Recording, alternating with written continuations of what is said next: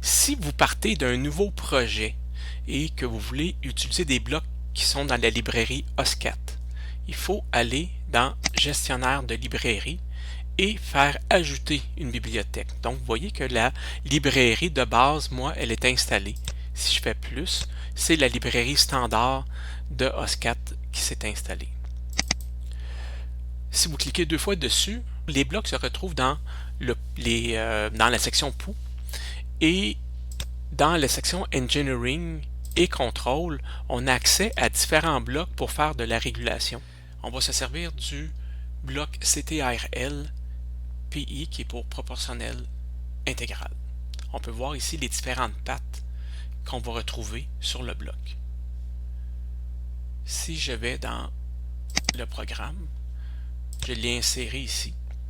Donc pour le trouver, on peut aller dans Outils et puis comme on a vu déjà, on insère le module et puis on peut lui rentrer le nom ou aller dans les trois petits points et par mot-clé,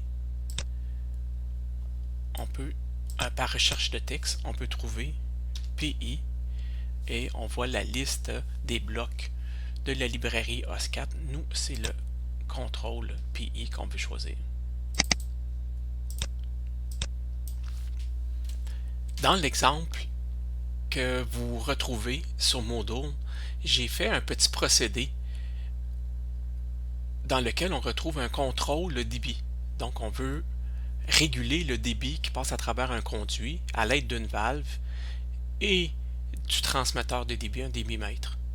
Présentement, j'ai une consigne à 50% et j'ai 0 parce que mon système n'est pas démarré et ma valve est donc à 0. J'ai mis des valeurs par défaut qui ne sont pas des valeurs qui sont optimisées, donc un KP de 0.01 et un KI de 0.01.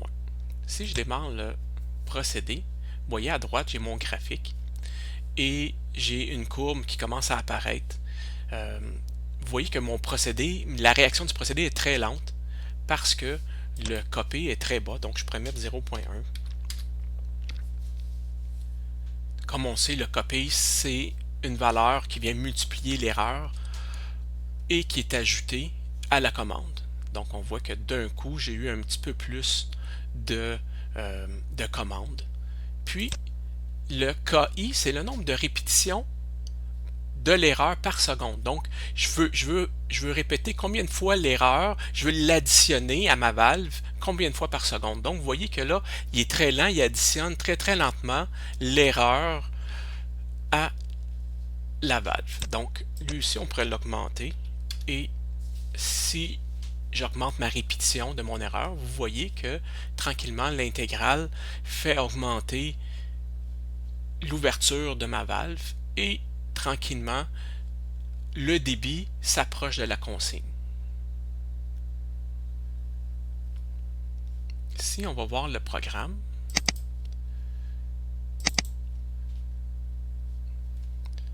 Et ce qui nous intéresse, c'est surtout la logique du bloc contrôle PI, CTRL PI.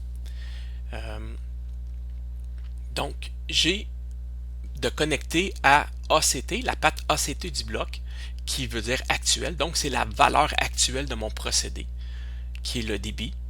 Ma set value en anglais, qui est ma consigne, ce que je veux atteindre.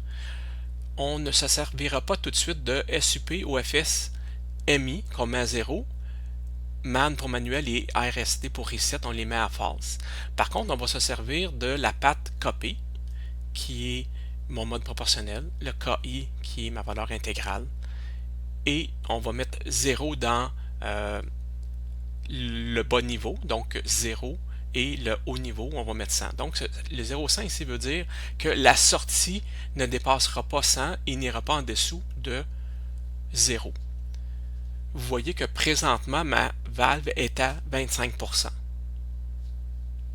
Si je retourne dans Visualisation et que je change ma consigne à 75, on va retourner dans le programme. Donc vous voyez que la valve s'est ouverte un peu plus pour laisser passer un plus haut débit.